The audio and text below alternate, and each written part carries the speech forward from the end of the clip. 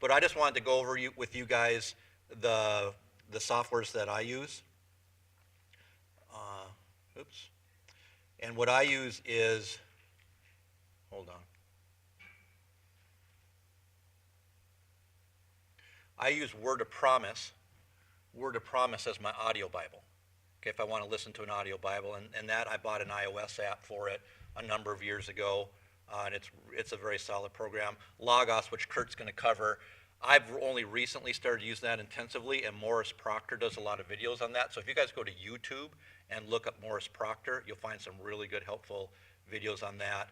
But the one I've been using for years, just when I'm in here, is Olive Tree, and you can get Olive Tree New King James for free, and it'll work on all three. I brought all three of my Bibles, right? My iPhone, my iPad, and my Surface. So what I do with Olive Tree is I do my reading and my devotions with Olive Tree, and I do saved passages, and I'll show you what I do with saved passages, and I do the handouts in there. Okay? So Olive Tree. So Olive Tree, the same application works whether or not we're in, and this is it, whether I'm in on my Surface in Windows 10, on my phone, and again on my iPad, and because you're logging in with your account, you set up an account with them, it's syncing all your stuff over. So because I use this for just general reading, just because how easy the navigation is, navigating to any app, I'm going to teach tomorrow on Romans 6. So I would probably go to Romans 6 verse 1, and I would just read from here. Okay, just because how simple it is. I would probably do that more nowadays with Logos, but I'm so comfortable with this. This is why I do that. But so just general Bible reading and devotions is what I'm doing here. But what I also really like that they do here is saved passages. Now let me see where I find it in this version of it. There's saved passages, and it's different on the iOS version than it is here. There's the different Bibles. So here's all the Bibles I've got in here is American Standard, ESV. I've never even seen the HCSB. Do you know what that is, Kurt? Home Christian Standard Bible. Yeah, that's a good one. King James Version, NIV, all these. I didn't pay for those. Commentaries, I don't have much for this in here. Dictionaries, study Bibles. You can actually go into here, though, and get your notes. But let me show you what I do for a note. So tomorrow, let's say pastor is teaching. I'm going to pull this up, and let's say he's teaching. Daryl will have this out on the website. Daryl will post this. So he posts out just the Word doc. So I literally come into here, and I'll just select all this text. I'll usually have my keyboard. I'll select all that text. Oops. Try it again. I will select all the text and copy it. So the text starts for Genesis 2:24. So I'll come into here, and I'll go to Genesis, and I'll go to 2, and then I'll go to 24, and I'll start a note. And you can see there's already a note started there, but I'll start a new note, and I'll just paste what Pastor just did there. And then if I close that, when I go to my notes over here, I've got a new note started. And so as he's teaching, I have a split screen open up, and I'm reading the Bible in the middle screen here, and I'm filling in the answers as he gives them. I'm filling in the answers in there. So all of my notes, so like an example one completed, like you just taught Genesis lesson 17, the 7 deaths of Scripture, all of my notes are right here. So I really like, that's why I haven't shifted everything over to Logos, because all of the handouts, so everybody's got these paper handouts for probably 10 years. Can't we just put it on a paper handout? That's right.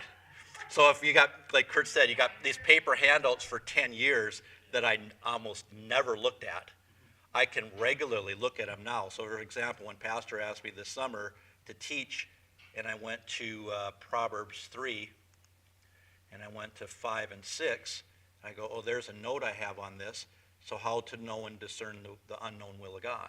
So all of my notes that I borrowed from him, and here's another note, a promise, principle, remember, the will of God, all of those are right there. So when you're in and you're maybe studying a verse, all of your notes that you have from your handout are readily accessible to be used. And when you search here, it's also searching your notes. So I'm using this as all of my handouts. So I can either do it on my Surface, which I do if I'm teaching on Sunday, I'll bring my Surface in, but most of the time, I'm doing it right on my iPad. So for general reading, Bailey has a question. You want to take the mic, because there are a few people?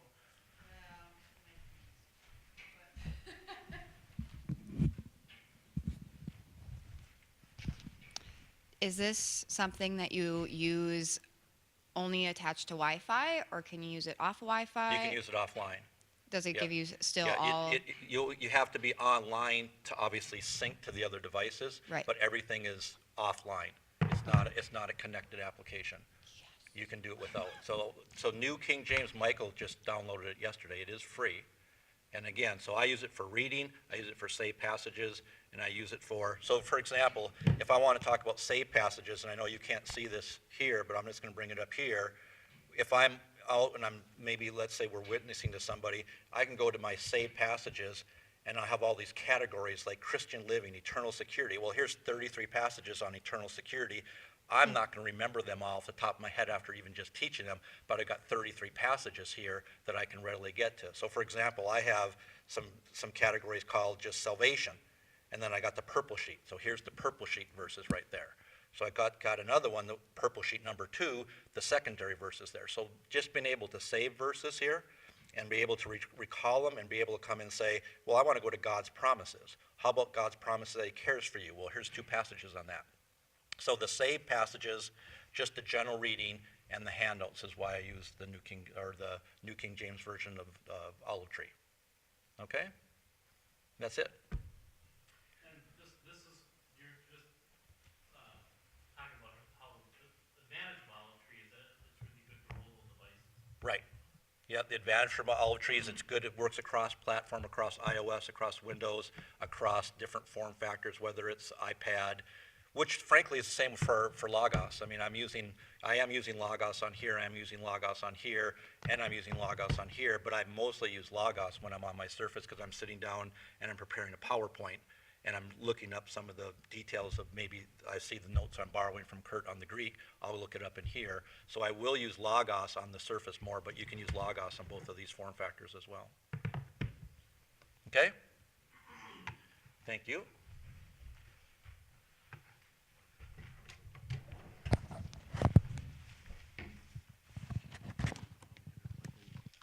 What do you got to plug? Oh, you want me to plug that in? Do I need this? No. Oh, yeah, you are for the crowd, for the people who are watching the webcast. We don't need that. Okay, so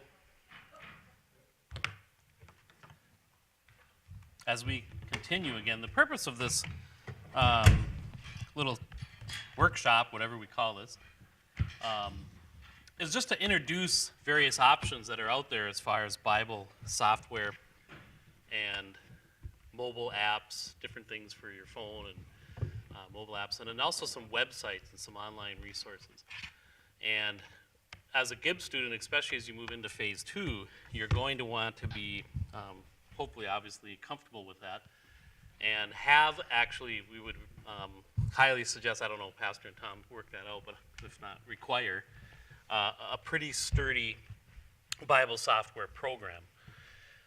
So it could be generational. You know, maybe it is that you'll become more adept on your iPads or particularly your phones, and maybe you'll do most of your study and things off your phone or off those mobile devices. But for now, the assumption is when it comes to your more serious study and such, like Dale just said, it's when you're sitting down on your desktop or your laptop with your keyboard in front of you and so forth, and even to have more than one monitor would be really helpful.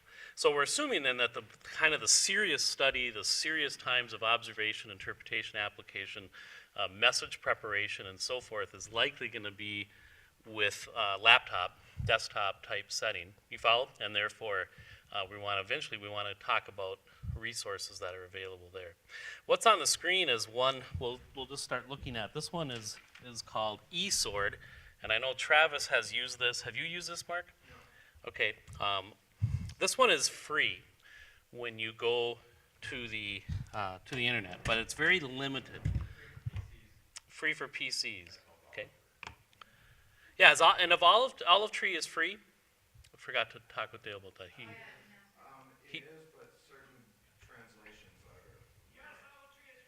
Okay, and certain translations and things are extra then, right?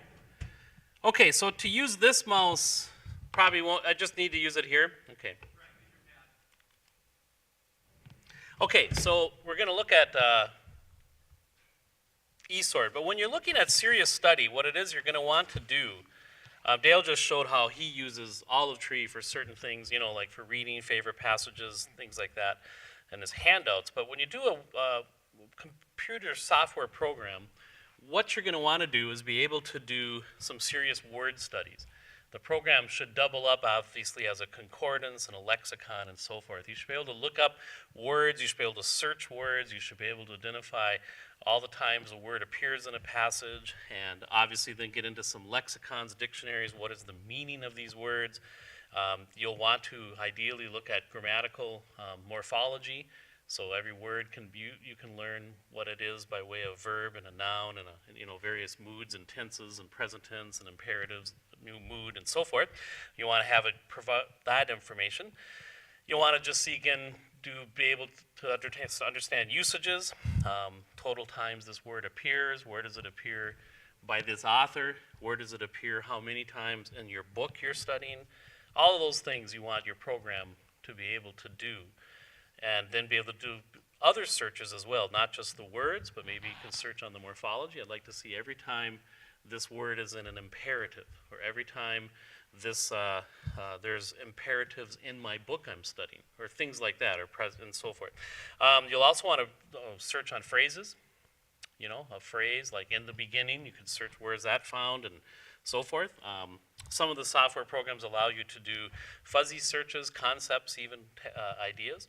So you'll also want the software program to have a good basis of dictionaries and encyclopedias, the Bible dictionaries, also some map programs, and if it can, even some books and commentaries.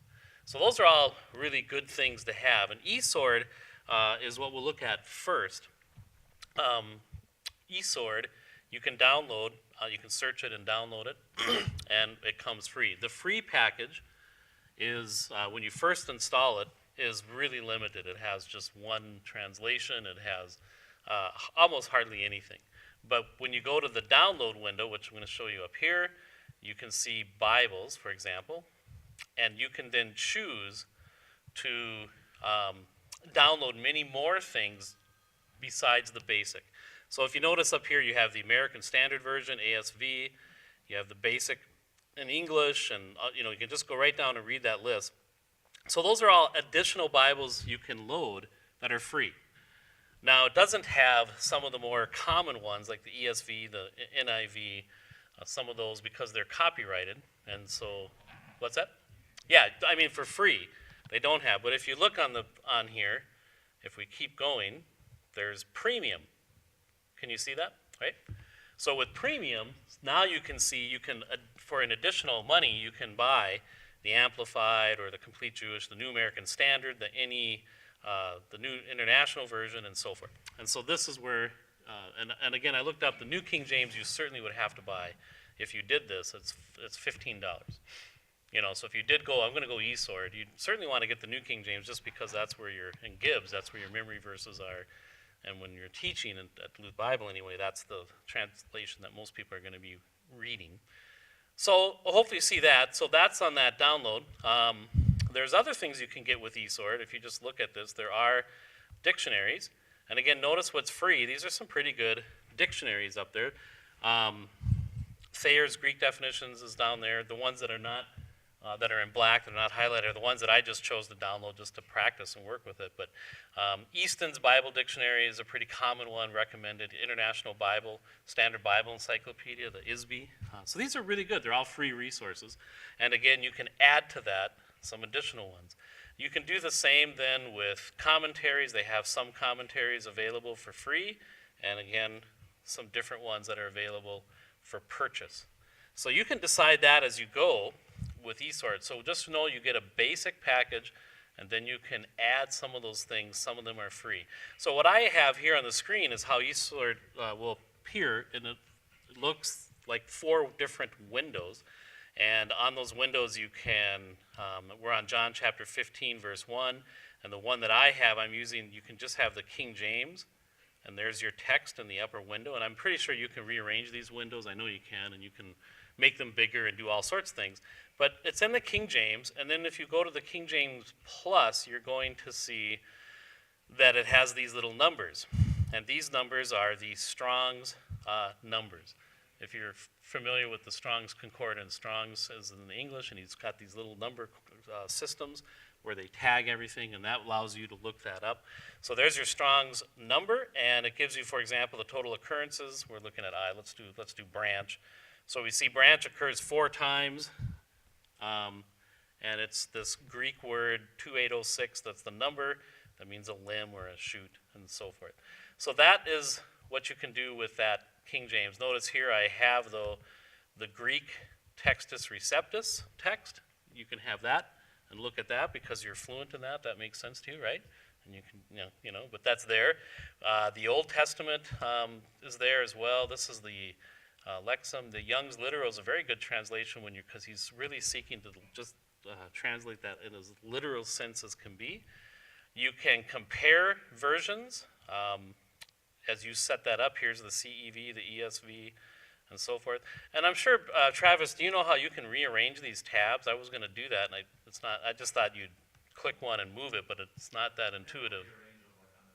Okay, well then be careful when you download them because apparently it puts them in the order. Download the ones you want to see on the upper front left. I'm sure there must be a way, but yeah. So, then you can see the Greek New Testament is now, this is the United Bible Society, they're probably an Esli-Elan. But here's the Greek New Testament now with numbers for Strong. So you see the word and, or, we can look, here's the word carton, and it tells you the base, it's the word for fruit there. And then if you look over here, it's going to tell you that it's a noun, and it is a accusative noun. It's in the accusative case. It is singular and masculine. So this gives you grammatical tagging for each word. Here's a verb. This one is a present active subjunctive third person singular verb. Okay. So that it's that's kind of clumsy there if you're but it's there. That information is there, and it's free. And that's what's nice. And then notice there is a way you can add notes down here, lower right screen, and these notes I think will save and will stay with that. And you can make your study notes, topic notes, and so there's ways of organizing. This kind of thing that if Dale was using it, he would, be really proficient at, as you can see like he does with his olive tree. So if you really get into that and use it steadily and consistently, you'll have a good system of your notes and organizing them, etc. There's also a journal you can keep. And over here are your different dictionaries that you've downloaded and or paid for. And so that is the essence of eSword. So what I thought we would do, though, is we're going to look more at a couple of the 2 primary programs, BibleWorks and Logos, where we can show you those programs do all of these things and so much more. And so the problem is, or not problem, but the unfortunate aspect is they're expensive, right? So eSword, what's nice is this is free, although you probably would spend maybe up to $100 or more on getting some key resources that you add to it. I would suggest that if this was your sole study program. Okay, so now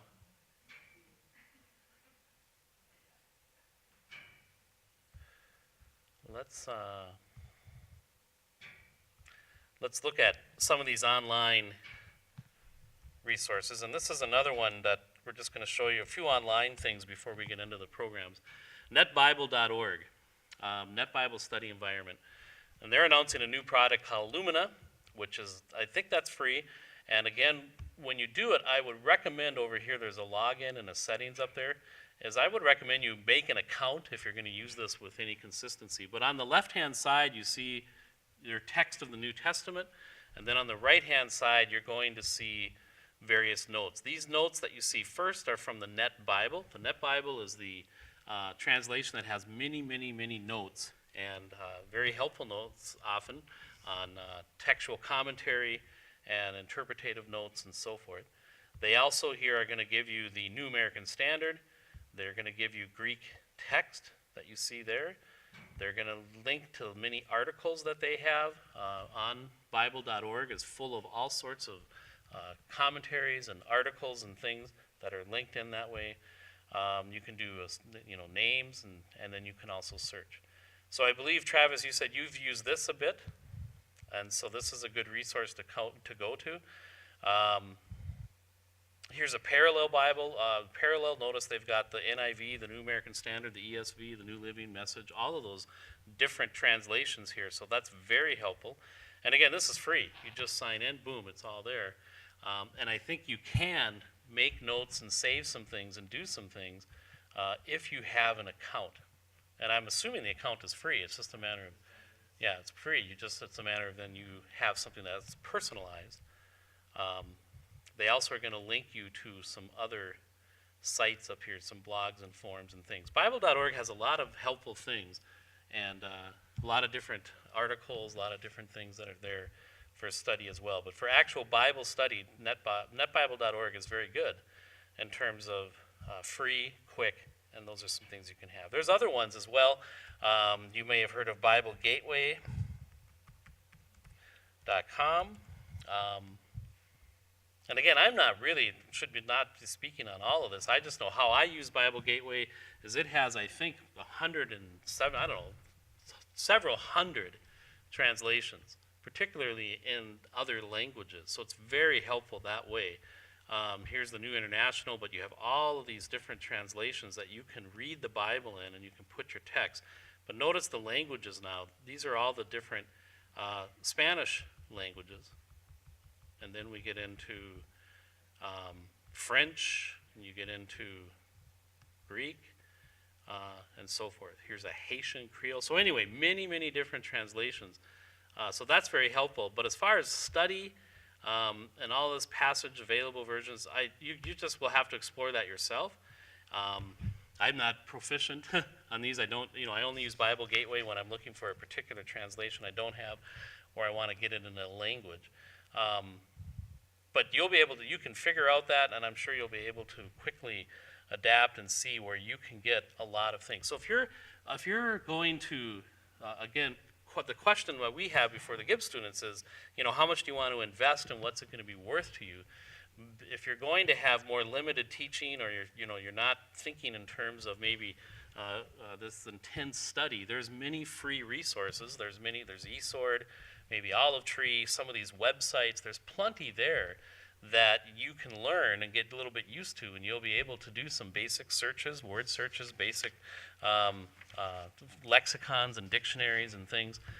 So you'll be able to manage that just fine if you're willing to kind of go to different sites and piece some different resources together and be able to do that. There's other ones. There's Bible Hub, and we'll make a list of these. I actually have a list I was going to make available, but I thought I don't have a lot of.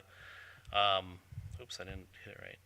I'd like to put a little bit more detail under each one, so like what's strong, what's good about it, what's there, what you can expect to see there. So we did this, but for example, we did this for our students in Africa. Many of them don't have laptops, don't have desktops, but many of them, not even all of them, but many of them, at least half, have this. And they're becoming smartphones and they have data. And so we're just encouraging them, these different websites, and we gave this to them with some basic information so that they can study, because we're trying to encourage them to dig in, make observations and so forth. And you need a good resource, you need a good source that you can do that. So here's an online Bible study suite with Bible Hub, but there's different tools you can get. And again, I'm not real familiar with this one, but that's where you can go to these different sites. There's Blue Letter Bible, that's very good. So that does the same kind of thing. Here's one I want to quick show you though, is preceptaustin.org. Have you ever seen this one? Have you used this one? Precept Austin, kind of an interesting name. And again, there's all sorts of things. I haven't, study tools, there's Greek word studies, all of this stuff. But what I use it for, I've gone to it many times, is commentaries. He's put a lot of public domain commentaries available, and they're well organized. Let's say I want to look at commentaries on, doesn't matter, let's say John. So now I've got, and he's got them devoted, even by verse references and so forth, master list and so on. If I'm looking at John and I just want to start with, we'll go to John we'll go chapter 7. So again, you'll see here that he has Max Alderman and his Gospel of John. That's a commentary. He has Henry Alfred. Alfred's a very good resource. He goes through the New Testament and looks at each word and so forth. So you could, see, okay, let's go to Alfred, and it all comes up. It's all free, and you can see, here's Alfred's notes in verse 1, verse 2, and so forth. So notice they're just alphabetized. Apple, William Barclay, Albert Barnes, Brian Bill, you keep going down, Kenneth Boa. You just see all of these different resources. This is all on John chapter 7 here. Bob Diffenbach there is from Bible.org. Edersheim, for example, he's very good on cultural things, Old Testament. He was writing about the times of when Jesus was that period of time. But he also has running commentaries and things through some of his books. So just as you can see, more than you could ever imagine here, isn't it? This is, all of these books. I'm sure you'll be rushing to this one here, John MacArthur. So anyway, this is a great resource, preceptaustin.org. It's pretty well organized, easy to navigate, and that's just the commentaries that I am showing you. It's very rich in different commentaries. And again, you'll be learning when it comes to commentaries in your Gibbs study that you hopefully learn to use the commentaries last. You're doing a lot of your own. Have you already heard that, studied, learned that a little bit? You're to do your own observations and your own. You'll get that. That's one of the steps in the application, interpretation, such processes. Consult commentaries, but that's after you've done a decent amount of your own observation and study, and you've got some understanding of what's going on, and then you can work through these commentaries and their ideas. Okay, so there's articles. These are just like different articles, and he's got them organized by topic. So if you're looking for some information on the attributes of God or whatever, so Precept Austin. This is a very loaded site with a lot of things there. So let's look at this. This is BibleWorks. BibleWorks 10 is the version they're on now, or is it 9? I can't remember. What is it? Yeah, 10. So one of the disadvantages of BibleWorks, it doesn't have even a free platform or anything. It's, I believe, $349, if I'm not mistaken, the latest price. When you get new, plus you're going to keep spending it, because when they come up with new versions, BibleWorks 11, it'll probably cost you another $150 or something. You don't have to pay the full price, but to go to the upgraded, you get the upgrade rate. That's not necessarily cheap either. That's about every 2 years or so. There's probably a new version. But it's a tool. And I've always said it this way. If you're going to be a serious Bible student, and this is the Lord offers you opportunity by way of ministry where you're teaching and you're doing things with any kind of regularity, why wouldn't you want to get the best tools or good tools? Again, if you're a craftsman in any trade, if you're a carpenter or whatever, plumber, whatever, you're not going to want to have shoddy tools or incomplete tool chest. You're going to want, if this is your trade, if this is what you're really into, you're going to want to have that. That's why even guys who are not professional carpenters that just do a lot of woodwork or whatever, if you go in their workshops, they have a lot of tools, and they're excited to get another one, and they don't mind spending money to get that tool. And so that's how I'd encourage you to look at that. Obviously, if you're not going to be doing a lot of that intense kind of study, and the ministry you might be angling toward isn't going to be of that capacity, then clearly online things and some of these free resources are going to be adequate. In fact, more than adequate, probably. But if you're going to move in that more serious study direction, I would definitely encourage thinking about a Bible software, a major platform Bible software. which would be the two that we really highly recommend here, BibleWorks 10, and Logos right now, which is on version 7. BibleWorks 10, I'll just let you know, is something that's been out longer, and so ever since the early 90s it's started, and it's something that I know that Pastor Oxer and Tom Stiegel, Pastor Tom and I, we've all used and all have been using that for 20 years now. Have a very, hopefully a pretty comfort level with navigating and using it, and so forth. So that's where that's been used, and I know that Pastor Tom and Pastor Roxer are, I think, almost entirely using BibleWorks. Logos has come out a little bit later, but is fast being developed and so forth, and it is the dominant and primary Bible software available today. It has eclipsed BibleWorks in different ways. And so Logos is now on version 7, and so it has so many other things as well as this basic study, as we'll see shortly. And so it has a whole possibilities of having a library and just massive volumes of books that are connected with Logos, and that is so nice if they're books that you're using and want, because then you can search them. You know, if you're searching on a passage, you can search your whole library. And suddenly, if you've got 20 commentaries, you can get immediately to certain topics or verses or references or things used. You can cut and paste and so forth. So that's a real benefit of Logos. It's kind of BibleWorks, the Bible software tools, plus the library, and it's both that come together. Because of that, it's even more expensive. Has anyone looked at what they are of late? Different versions, I know, but I think you're going to be in the $700 range to probably get to where you want to be at some point. I got Logos 5 a few years ago. Yeah. And at that time, I think it was around $400. Yeah. It may have changed since. Yeah, Mark said he got Logos 5.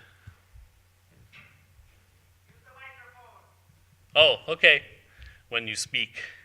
But anyway, Mark got Logos 5 a few years ago, and it was about $400. So, and it's going up because of the library that comes with it. So we'll look at that in a minute. So here's your basic window for BibleWorks. And this was hard because it's ideal if you had the software and we could all kind of follow along and so forth, but you just have to kind of watch on the screen. But let's say we're doing a study. We're in Matthew 28, and we're on the let's try verse. Oops. So on the upper left corner here is where you're going to put in your verse references, and then your verse comes up in the middle screen there. I've got the whole chapter, which I don't want to do. I want to limit that somehow. I'll go to 20. So I've got Matthew chapter 28:20, and this is the part where the Lord is telling his disciples to go into all the world, make disciples, and so forth. So up here in the upper left corner then, where my mouse is, this is where you put in your reference for a verse, and then, we're not going to try to teach you all the things, because what good is that? You don't even have it. But it's just so you know what I'm doing up there. But it's also where you would search. So before I should have gone to Matthew 28, let me just point out how you can search. You just put a period here, and it's just like eSword or some of the others. You put your word in. So let's say we put in the word disciple. Let's say we can spell it first. That helps. Okay, so on the left now is all of the times that word disciple appears. As you can see, starting with Matthew chapter 10, verse 24, and dropping down. On the bottom, if you see way down here, it's going to tell me that it appears 29 times in 27 verses, which means there's a couple verses where it's twice. Okay, so right away I know, okay, this is, by the way, searching my New King James.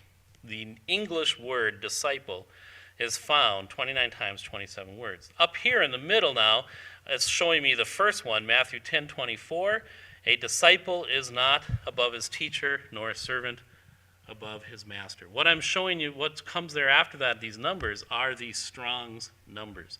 I can toggle those on and off, But on the Strong's number, go over here to analysis. When I go over that Strong's number, notice on the right, it shows me the Thayer lexicon information for Strong's number. So I can see the Greek word and its Greek font on the in the right column there.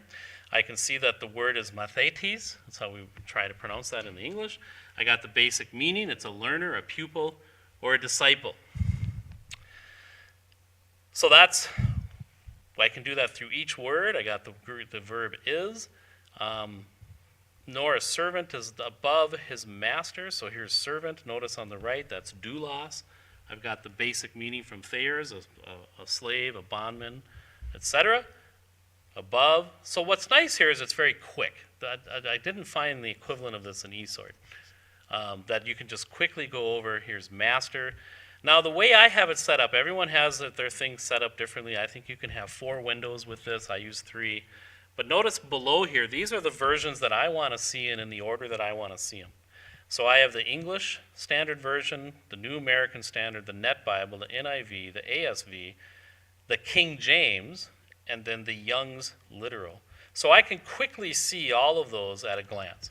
You can do that with Logos too, obviously, but whenever I want to see verses quick at a glance, I just quick go here, because I'm using both, because I've had the one all along. And okay, so that's sometimes nice though. Obviously, when you're reading, you're learning in your observation process. It's really good to read in different translations, and sometimes it's really helpful. If you're in the King James, I couldn't recommend it enough to get into different translations, because sometimes the King James is so clumsy that it's very hard to even see that meaning. Obviously, other times it's very good. But okay, so I'm going to keep going down. I just wanted to show what I can do with my Bible works. So now you can set up which ones you see there. When you have it, you can determine which versions you want, etc. As we keep going down, I've also included a few other things, and that is, this is the Greek text. They're both, I believe, I didn't look them up, I think they're both Nestle Aland, 28th. I don't think they're United Bible Societies. You've learned what those are now, right? So I got the 2 Greek texts. The reason why I have 2 is one is just the text. And by the way, when I put my mouse over them, I see what that word is, and I can see immediately its morphology. Here's my word, disciple. It's a noun in this case. It's nominative, masculine, singular. Down below, I have what's called morphological tags. And so I can, it's also giving me that same thing, but with the tags, so I can, once I get used to those, I can read those, without even having to put my mouse over it. I can just see them when I get used to those little letters, that come after the word. Then I have the Byzantine text, which is what the New King James generally is coming from, the Robinson Pierpont. And then the Scrivener's, which is the Textus Receptus. So I have all 4 I see there as I want. And what is nice about it too is with that I can, and then I have it show up, by the way, this is all things that I've done. My Greek text, if it's a verb, will be in red. Okay? Keeping going, the next verse, and there's my verbs in red. Do you see that? And then what do I see here is I have it whenever there's a textual variant between the Byzantine Pierpont and the Nestle Aland. So that's nice. Immediately I can see, is there a textual variant here? As you can see, there's a different ending here, is to call. There's a verb indicative aorist active third, and here is it plural? It's singular? Nope, it's plural. I'd have to research that to know exactly what the difference. Yeah. Well, the green one is a different color, and that one's going to bring me, I think, when there's a difference. See, I have them color coded. The salmon colored is when there's a difference between the Byzantine and the United Bibles, or the Nestle Aland. I believe the green is when there's a difference between the Byzantine and the Scrivener's, the Textus Receptus. But I can't even remember. I'd have to double check that. I just have it. These are things you can do when you set up your Bible Works, and you can have those things jump out at you. That's really nice, though, right? You can go right there, and you can see quickly at a glance your grammatical things. Here's what I do as well. As you see in the Greek text down below, I have green now. So if it's a participle, it jumps out at green. If it's a verb, it jumps out as red. Participles are green. I also do the same with infinitives. So again, you can do that with your text. So I can immediately look there and see in this verse, I've got how many verbs? In verse 26, I've got 4 verbs and 1 participle. I mean, just because I can understand colors. And it's not because and then I can start researching that or start, finding out different aspects of it, and I can search on those things, etc. Okay, so that's my basic text there. And I put in, again, I can start searching on these things as well. So I want to get back to Matthew 10. Or excuse me, Matthew 28.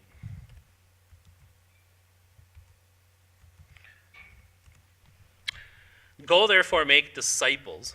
And let's just think of that word, making disciples. In fact, what I get right here quickly is I see that it's on my analysis window on the right. It's matheteo, which we looked at, and he gives me in Thayer several meanings.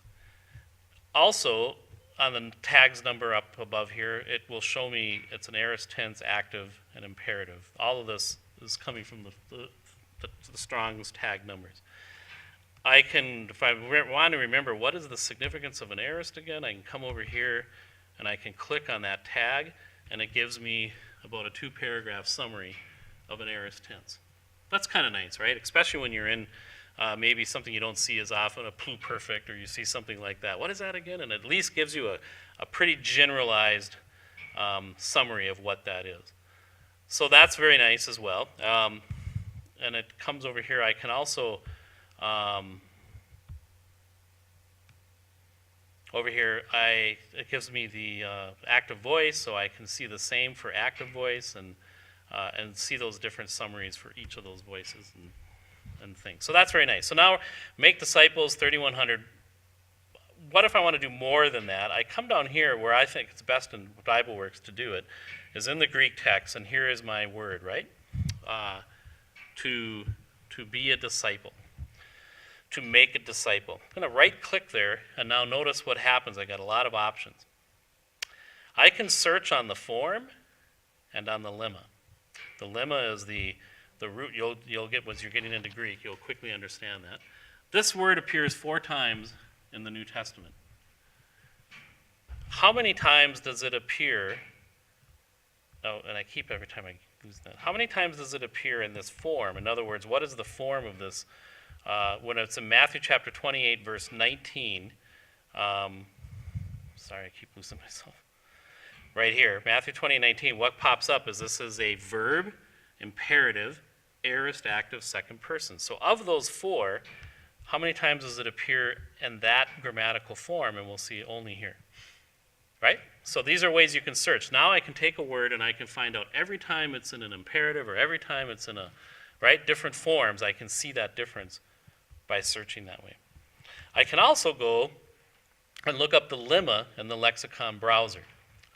So now I'm going to see what is the meaning of that word. That's what I thought I was doing.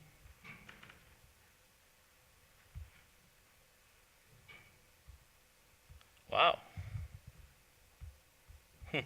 Sorry, that's supposed to just pop right up. I've never had it not do that.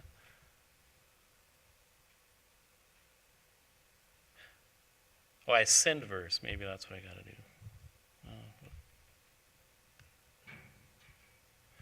Now, you would know that when you're doing a little class and everyone's looking at you, it's going to do something that it never does.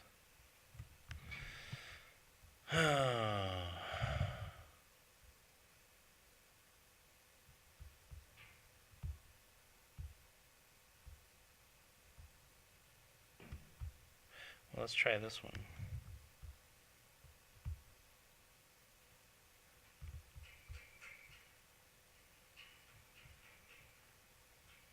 Well, okay, sorry. It should have just done it there. I'm pretty sure I can do it here as well by going to...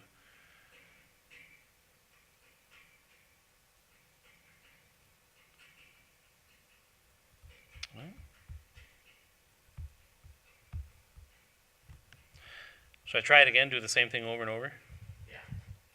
Yeah. Talked about that last night, didn't we? Man, that is just so bizarre. Well, all right, so I can look up the word.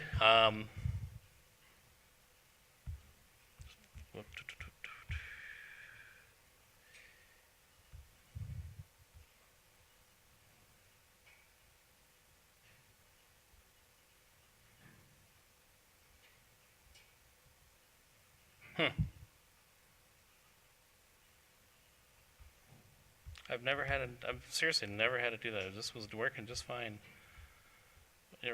This morning I was just going over. It should open up and I could have a variety of dictionaries that I could look up the meaning of this word. So,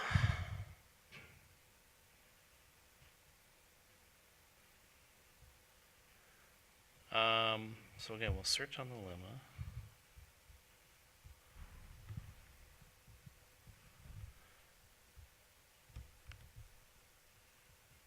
Well, won't be able to show you that. But anyway, over here you'll see on the right-hand side, it is going to give me different, maybe this is where it's putting it, but I don't know why it's putting it there. Different, yeah, well, here's where it's putting it. On the right, there's a Freeburg Analytical Greek Lexicon, so that's going to give me meaning for this word for disciples, right?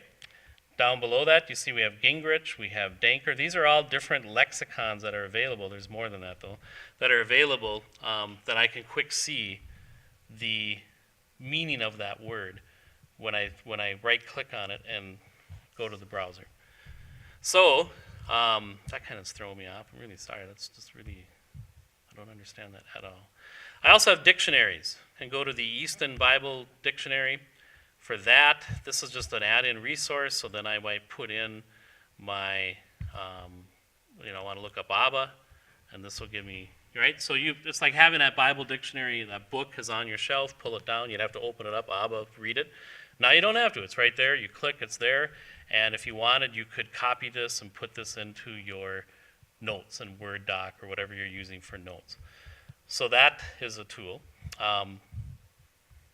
These are some of the resources. So you have various, they gave you some commentaries. Notice there's just a handful. But there's some really good ones. You have the ESV Study Bible, so you're getting those commentary notes. You have Matthew Henry, the Net Bible. You have the Expositor's Greek Testament. That's a really handy thing for commentary. So that's a multi-volume set. So you have some of that here with BibleWorks. They decisively are not going the library route, though. When they develop their program and so forth, BibleWorks is the extremely technical program as far as technical searches, grammatical tools. It's used, I'm sure, heavily by linguists. It's got textual criticism notes and things on there. In fact, I believe you have access to almost all of the Greek texts and even some of the papyrus and all of those kind of things. It's all there and available to see. So it's very much high tech on that. So it has different resources, though. It has Greek grammars. These are also very nice when you get into Greek with Pastor Tom. You'll see that you'll have the Greek grammars. Probably one of the really most handy ones is Wallace. I'm pretty sure you'll probably have to buy that anyway or have access to it when you get into Greek. So that's very nice. There's Hebrew grammars. So these are resources and things that these are like resources. These are like books off of your shelf. When you did the textual criticism, studying the Bible, bibliology, did you talk about apparatuses at all? Okay, so here's one of the key apparatuses, Metzger's, and it's right there. So if you look at the letter Paul to the Corinthians, we see there's a textual variant on chapter 1, verse 6 and 7, and this is the reasoning. The apparatus is what the translators give as their reasoning, why they're favoring one reading over the other. So that's all available. What's really nice is it's just really quick. You just go to your reference, you find it. If you like what it says, you can copy and paste it into your message notes or whatever it is you're writing, etc. Very good resource there. Also, and here's one that is very helpful. It has a New Testament grammar-based diagram. So you have sentence diagrams. You thought you were done with them? Not done with them. No, you can use them. Sentence diagrams for the Greek New Testament. And if you want to know, boy, what is that word again? This will tell you it's the word that means to go away, going. So you got this idea of having gone, going, and you can see, by the way, this is the key verb is to become or to make.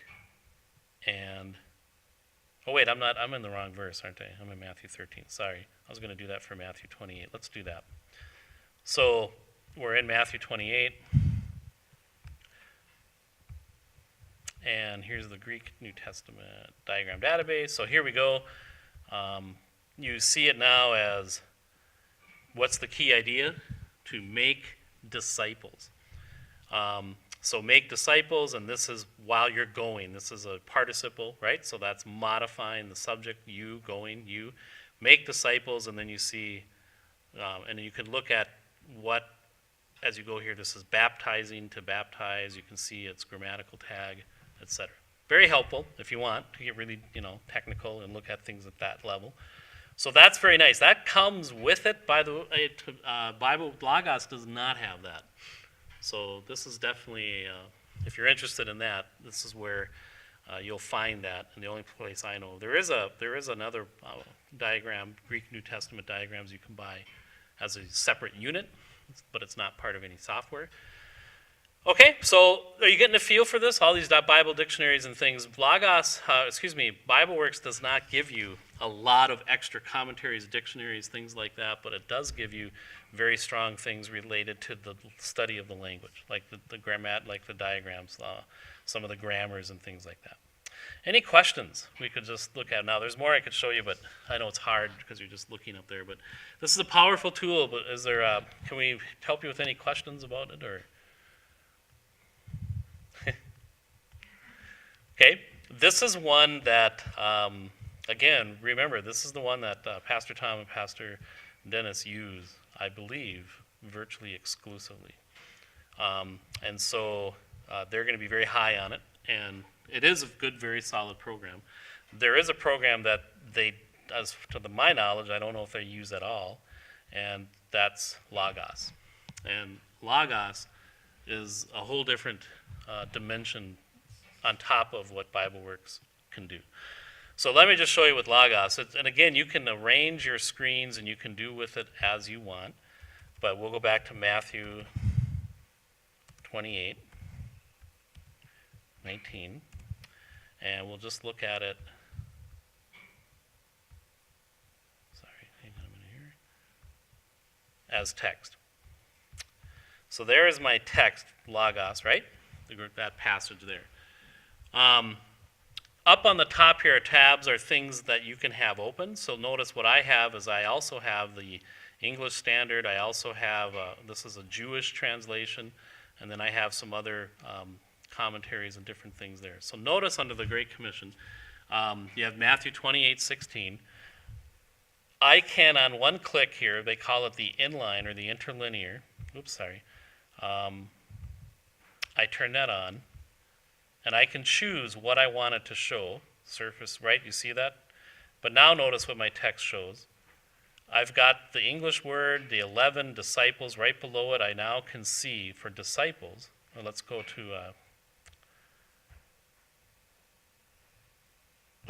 to 18. Therefore, make disciples. There's my term, right? So in that, I can see, if I right-click on it, I can see all of this information relative to, again, it's doing something it never does. Why is it doing that now? Oh, I know, because I need to go there. Okay.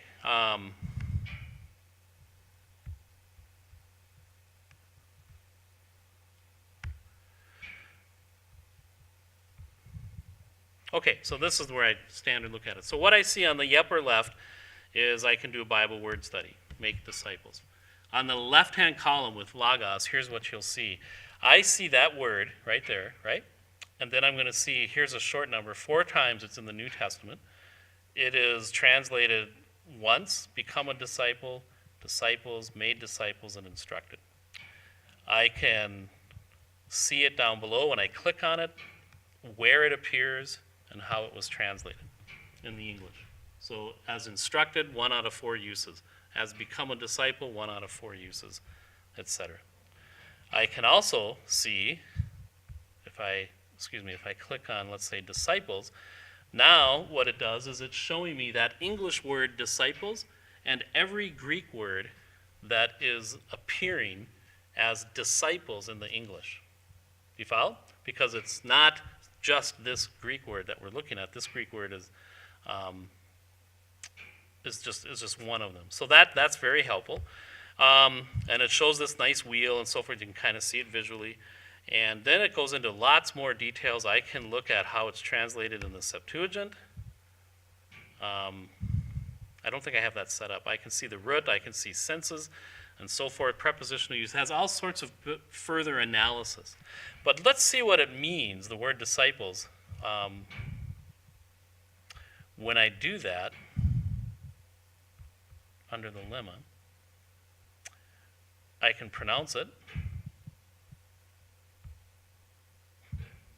It's not working, but are you hearing it, Dale? Or? It must be when you're doing plugging into stuff. It's incredible. So anyway, all right. So but then I can see all these different lexicons, and there are 3 primary lexicons that I use that I have up here first. The first one is this Brown Drive and Diggs. Notice it now tells me this word disciple has 2 shades of meaning. Number 1, to be a pupil, and number 2, to cause one to be a pupil or to teach. And notice, and I have a little program so it just highlights where my verse, if it's used, shows up. So it's not just enough to get, I was going to show you that in BibleWorks with Thayer. It's not just enough to see what the possible meanings are. It's far better to see where the author of that dictionary, or authors, usually it's plural, where they determine the different nuances of context and usage. So this particular Matthew 28:19 fits the second shade of meaning, not the first. Do you understand? Now that's not inspired. That doesn't mean, so that's it. You understand this is still what linguists and language people are determining as best as they can. So, but it's still very helpful to understand these different nuances of meaning. Another one that we use is Lonida. And Lonida is also in BibleWorks, but it's also in Logos, and this is a dictionary that's really dealing with semantic domains. So on the left-hand side, Lonida organizes all the New Testament words in their semantic domains. So notice we have a domain number 36, guide, discipline, follow, right? All these different words are under guide, discipline, follow. For follow, because that's where we are in particular, we see these Greek words that would basically, they're not synonyms, but they semantically are similar conceptually. Do you follow? So now, this is the one that in Matthew 28 is we're looking at. The definition for that is then found right here on the right-hand side. And so Lonida is a very helpful, I don't know if I'm even pronouncing that right, it might be Laonida. Okay, and another. But notice with Logos how many different dictionaries. Now it depends on your package, what you bought, but these are all different dictionaries. In fact, it's overkill. You would never need that many, but there's 3 or 4 that you'll primarily use. You can have those show up at the top, and now you can do your word study, and then you can say, okay, I'm gonna take this, and this is my meaning. I want to put this into my notes. So let's open up some notes here. I just want to show you how it does it. And of course it's not. So I would copy it. I'd paste that in there, and so it, whatever it is you copied is in there in your notes. But what's also nice with Logos is that it tags it for, on the bottom here, if you want it, your references, especially if you're writing something. This is your footnote, all done, completely. Your footnote is done. If you're doing a Gibbs paper, then you copy your reference and it footnotes it. And you can even arrange how the default footnote should appear, depending on what your academic requirements are for class. So that's a very nice thing about Logos, is this powerful library then, and all these different dictionaries and things, and you can copy paste it and directly put it into your text, your notes, and that even will footnote it. So this has a very powerful way of looking up definitions and things. Now BibleWorks did the same, where just for some reason I couldn't get it to come up, but it does that very similar thing. I have my verse here, Matthew 28:19. I have all these other Bibles that are going to open and go with it. So if I change this to John 15, let's say, everything that you have tagged will go with that. So the ESV over here suddenly is also on John 15:1. This kind of Jewish Bible is also there. And then I have certain commentaries that I just quick have up here. Here's one, Tom Constable's Notes. These are free. These are online. So you could go to a website and you can get Constable's Notes, and you can do everything you can do in Logos with it. But what's nice is it's with Logos, I don't have to get out. I don't have to go to a website. I don't have to get it to a different resource. And again, if I liked what he said right here, then I can copy that and pop it right into my notes. And it's going to reference it. And so you see at the bottom then here, Tom Constable's Notes, right? So that's really, really time-saving and very helpful. Okay, so then it all depends what you want up here, what you have up here. I also have Alfred's commentary up here that I use and so forth. And then there's a few other, here's the different dictionaries then. Here's the BDAG and the Lonida and the different one that I use. And then there's some other language sorts. This is also very nice. This is the Lexham, like Lexham Resources. This is the Syntactic Greek New Testament. And so what this does is it's looking at everything. If we go into John here, now, I'm sorry, I'm moving, doesn't matter where we are, but this is Mark chapter 1, verse 9, and so forth. And so I can see, here's my Greek text, here's the English translation, but it's got it all lined out. Here's a prepositional phrase, and that goes together, right? So when you're looking at it and organizing, then I have a subordinate clause, and that's all there. And the prepositional phrase is separate from that, and so forth. So this is all really nice to see, again, structure and to see grammatical how things interrelate. And here's another advantage with Lexham. This is something you would get with the basic package. I'm pretty sure this is all there. This goes through each word the same way, only this time in a linear way. And it tells you here is the root, here is the word for baptism, and it's going to tell you it's verb aorist, active, indicative, first person. It's contained in a segment clause. It's going to tell you it's a finite verb, and it's going to tell you everything that modifies it or what it's related to, anything else in the sentence. So here, this verb is modified by a noun, and there's a conjunctive relationship there and so forth. So it's very technical, but very helpful when you do that, when you have that. So Logos can do other things, obviously, as well. That's just looking at the inline,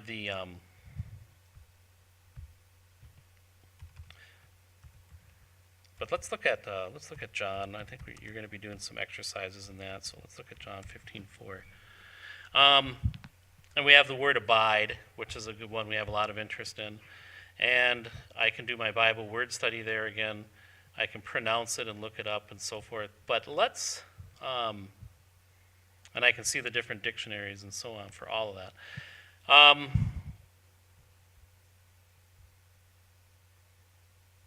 With abide, let's just search it, which I can do here, and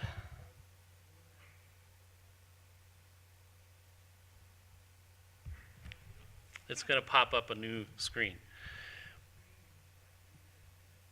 And every time I do that, I have a new window. I'm going to make this window its own floating window.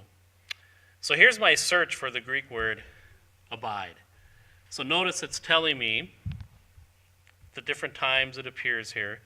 And, the first one is in Luke chapter 1, verse 56. What is that verse? I can jump right there, and then I can go right back to where I was. I can read that verse and then come right back. Or it pops up on the screen like that. So that's really nice. All those verses are tagged. I can see them immediately. Or I can go to them and look at the context and read around it. Here's Mary remained. It tells me the previous context, the next context, and then all the different things, the Greek number, and all of that.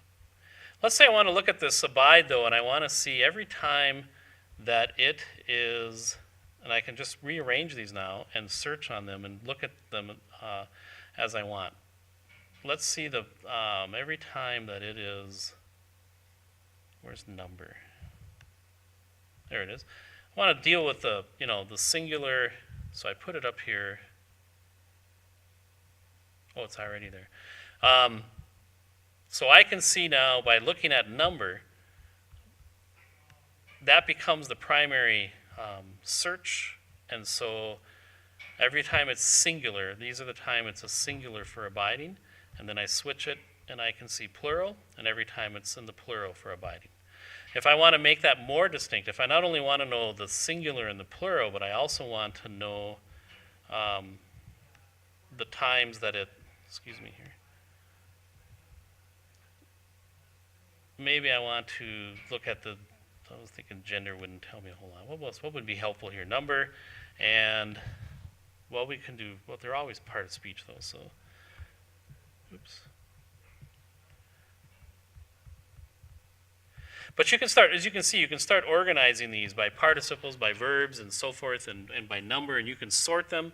You just put them up here, you drag a column up here, and it'll search, or it'll organize it by that grammatical tag, whatever it is. So it allows you to have very powerful grammatical analysis. Every time it's a verb, let me see that. Every time it's a participle, let me see that. Every time it's singular or it's plural and so forth, and then you can do that very quickly and make some serious analysis and observations from doing that. And you're going to be needing to do that in observation process of your exegesis. You're going to need to make observations, and part of the things you'll be doing is you'll be noting all sorts of, as much as you can grammatically, of these words. And the two tools that will allow you to do that the best are BibleWorks 10 and Logos, as far as really those serious observations and grammatical analysis. So now, again, another advantage, though, there's so many things with Logos that I'll just want to show you a few things, is like guides. And what I do with guides is I've actually set up my own kind of guide. So I'm looking at a guide on somehow, let's say that I want to look at John chapter 15 in general. And I search up guides, and notice what's going to come up first is commentaries. And these are all commentaries from my library that I have. And so this is what's really nice. And you can organize them so your more favorite ones show up on top and other things. So it all comes out, all these different commentaries. So I want to see what the Bible Knowledge Commentary says of John 15, starting in verse 1.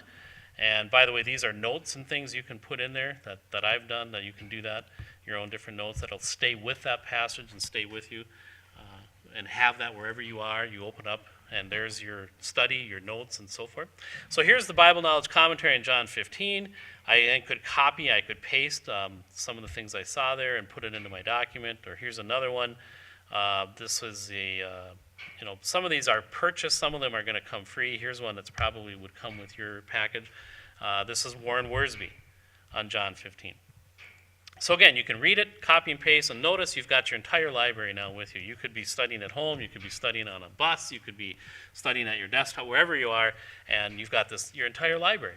And when you buy Logos, the reason why it's expensive to jump in is because you get a package, and in that package you're getting hundreds of volumes, hundreds of books. And that's one disadvantage of that is, of course, some of them you don't really want, right? But many of them are very helpful and very good, and then you can add to that in addition as you go. And so many people today are just buying more commentaries, books, and resources online and not even getting the hard copy anymore. So I know that I've had to go back. I've bought certain key resources that I want that I have in print that I also then bought and purchased extra in Logos. And so therefore I would have those available for these very kind of things. And then you get various commentary series and so forth, and so it's very, very, very impactful. Also, you have journals. If you have a journal subscription, I did that, so you can search all sorts of theological journals for whatever it is you're looking, whether it's a verse, a topic, or whatever. And so you have this tremendous library access. They also give you outlines. If you have any resources that provide outlines, I can go to the Outlines tab here, and I can see different resources that I have in my library that are going to offer some sort of an outline for John chapter 15. But there's other things. There are cross-references, grammars. Word by word is a powerful tool for exegesis when you're doing your observations. You're going to want to get into that. So here it's going to give you, Well, actually, I think we should look at that as a guide. So these are some powerful things. I'll just show you one more guide here, the exegetical guide.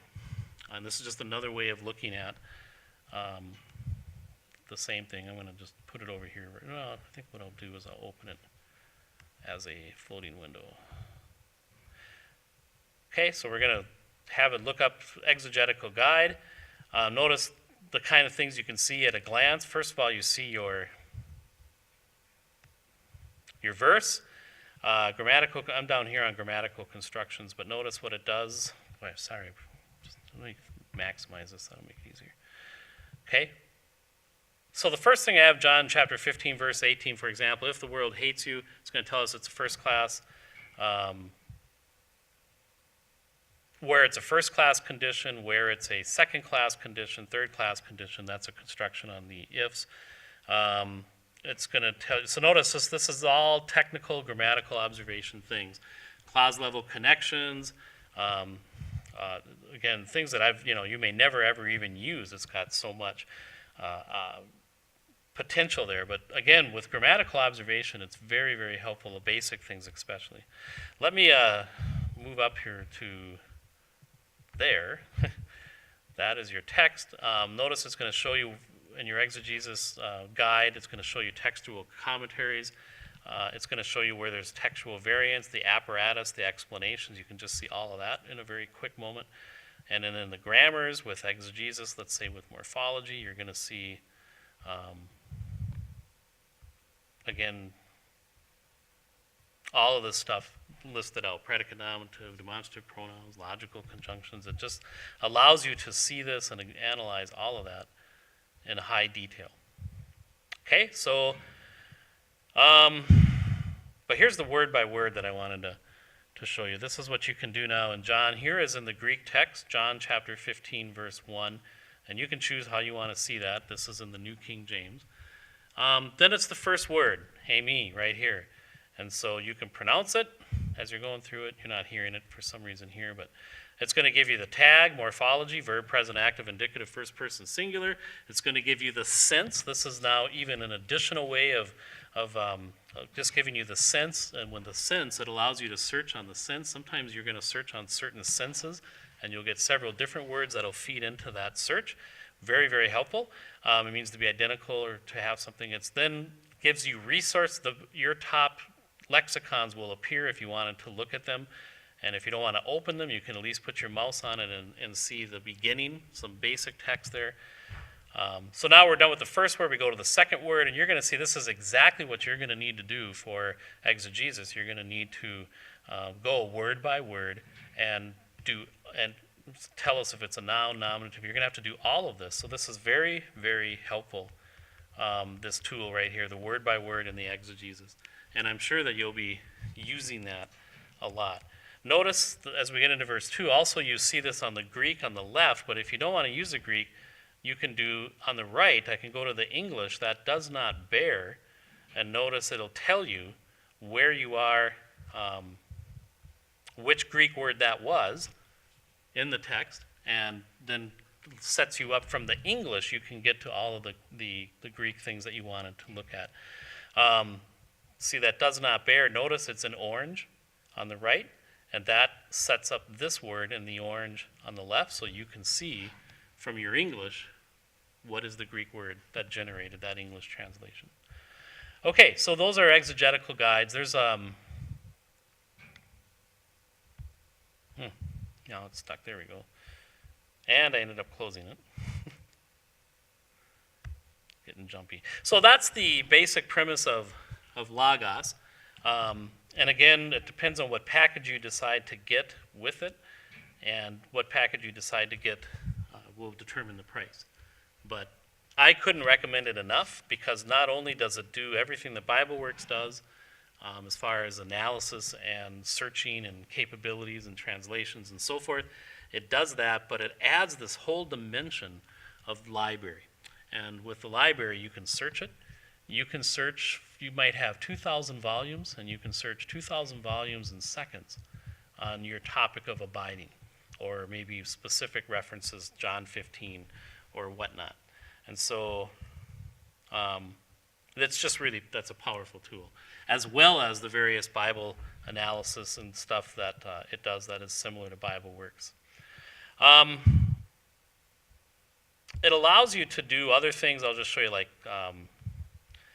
you can have certain layouts here. I'll just do one more thing here. Like when I was just recently teaching on the prodigal son at our college retreat, I made a layout because you open so many books and so many resources and you don't always want all of those. So you want to have different ones. So here's now, I can come in, I can turn everything off, I can go search different topics or things, come back and say, I want to start studying what I had on the prodigal son again. So now what I have here are a series of books on the top, and commentaries are things that I was using, but it also allows you to use clippings. And what happens with clippings is, see now what you see on the screen, like I had a page for the younger son, I had a page for the father, I had a page for the older son. I'm reading in this journal. This is the Journal of the Evangelical Theological Society. And while I was reading in that, I highlighted this and I said, make it a clipping. When it makes it a clipping, it's like have you ever done research projects where they told you to use index cards back in the days when we were writing, and you wrote on the index card your quote, and then the reference information? This is what this is. So what I have is, and I think if I look at it from the other side, I think I can go to this side, and this is my footnote reference information. So that's really nice, clippings. So I have a bunch of clippings that I could organize, and then when I went back and started organizing more, my notes and references, things, and I could just cut and paste that clipping and put it into my notes. As I'm reading, I'm just highlighting and adding them to the clippings. And so I have, for the prodigal son, I had a series of clippings. I had for the older son, the younger son. Up here I had for the father. I also had some that were related to just culture and context. And so you can just see, and here's where I'm getting that from. Richard Z. Randolph O'Brien, Misreading Scripture with Western Eyes, and so forth. All your biographical information, your reference information, rather, for footnotes. So that's a really nice feature. Clippings, again, with Logos, you can add your notes and things that can attach to your passage or attach to the resource itself. So they're always there. You can come back and you can find your notes. So those are some powerful extra tools that you can do with it. And they're constantly adding things to it as well. I guess we'll just kind of leave it at that for now. So that's the gist of Logos. So we wanted to give you today just a splashing of the different things that are available. You're going to want to do, you'll be learning in exegesis soon, the kind of searches you're really going to want to be able to do, the kind of tools that at least you want as far as some basics, certain lexicons that might be recommended. I'm not sure, but I'm sure that Pastor Tom and Pastor Dennis might have specific things they recommend that you have access to. So you can compare and see, well, like have that in BibleWorks or have that in Logos. But I would highly recommend that you seriously consider purchasing a Bible software program, one of those two.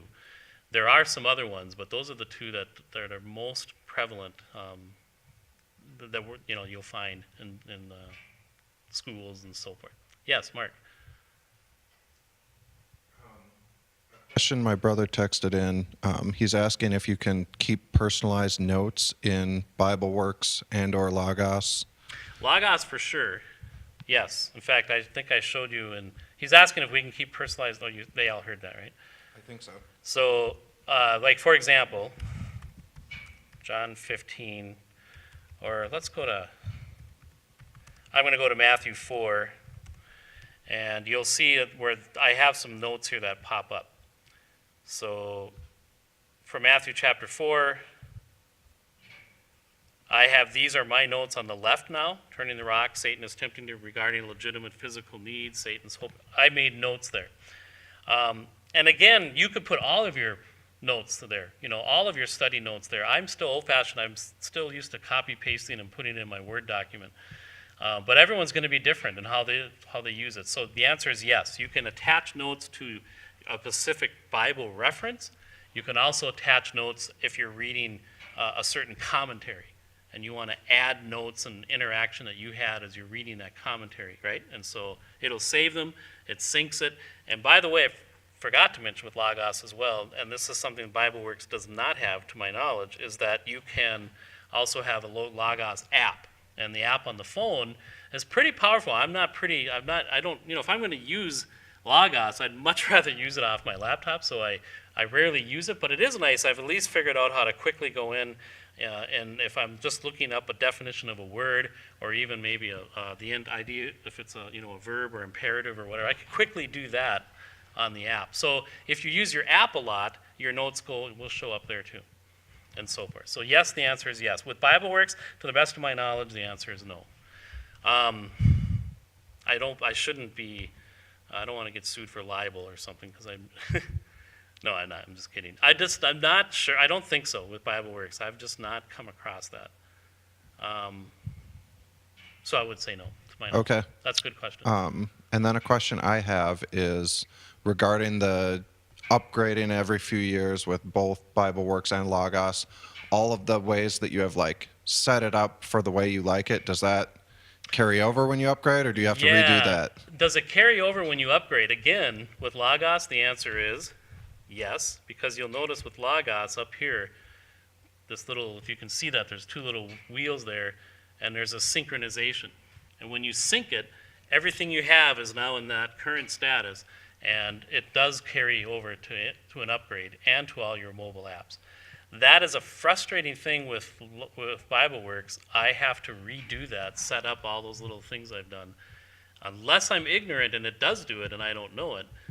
But I'm usually installing with BibleWorks their update just right off the screen, right off the instructions, you know what I mean? And so unfortunately, no with BibleWorks. But you don't have as many things in BibleWorks that you're doing, because it doesn't have some of the same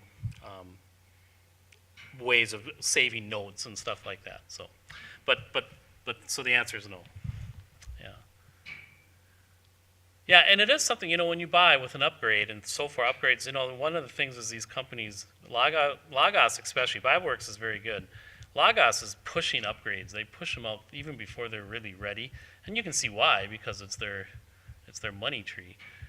So that's one disadvantage, because you end up having to pay more. But I just look at it more like a subscription. Just think if, maybe if you average it out and it's going to be like $100 a year or something on average that you're going to be putting in, or maybe $150 or something. But to me, it's well worth it if this is really, really something you're using and spending even a moderate amount of time in. It's really worth it. Either program. I just think it's wise to keep updated. So, if you can. So there are, just then think in terms of online sites. We just gave you a splash of that, but many of you, obviously, you can Google, you can search, you can find things. The ones we just quickly showed you, we'll make up a little list of them. We actually have it, so we can make that available in your Gibbs documents of just some of these online sites. And in those, just a brief description of what might be some of the strengths or what's there. And then the three programs, eSword, which is free, and if you want to really use it, have a few good resources, it's a minimal cost. You might spend up to $100 or some eSword. And then you have BibleWorks, $350, powerful Bible text resource. And then you have Logos, which it depends what you get and how you get it. How much you want can be very high. I just looked that up, and Okay. it looks like the base package is about $300. The highest package is about $1,500, and Okay. they have a couple in between. Yeah, and then things in between. Thank you. Yeah, and I know there is you can start Logos for free, though. They give you a few basic things. I think maybe 2 Bibles and a dictionary. There is an actual kind of a kernel, a shell you can put on that's free as well. That would be similar to eSword's basic free one. The good news about eSword is then you can add some other free things. With Logos, nothing's free. When you add on, it's all like library, or purchased things that you're adding to your library. Okay, well, I don't know what I would like to do in the future, if you decided that we're going to all get the same program, Then we could be more specific, because then if we could meet for a few hours on a Saturday, then we all have the same program, and then we could start walking through specific techniques and specific things as far as some helpful hints and training, whatever, on that program. But it doesn't make any sense to do that today. Today we just want to introduce what's out there, so you guys can decide in the weeks ahead how you want to proceed. You don't all, I would recommend you all pick one and kind of go with it, but you don't even have to do that. I don't know exactly how that'll be handled. But I have done some Logos training a little bit in the past, just enough to hopefully get some guys started a few years ago. So we'll be glad to do that if you ended up going that route. Any other questions or anything that? Okay, I know this was supposed to be longer, but I don't really, I don't know, just having you watch different things on the screen, how helpful that is. There's so many different more things we could show you and gradually do, but I just don't see. I'm going to go back to my, just wondering, why is this not?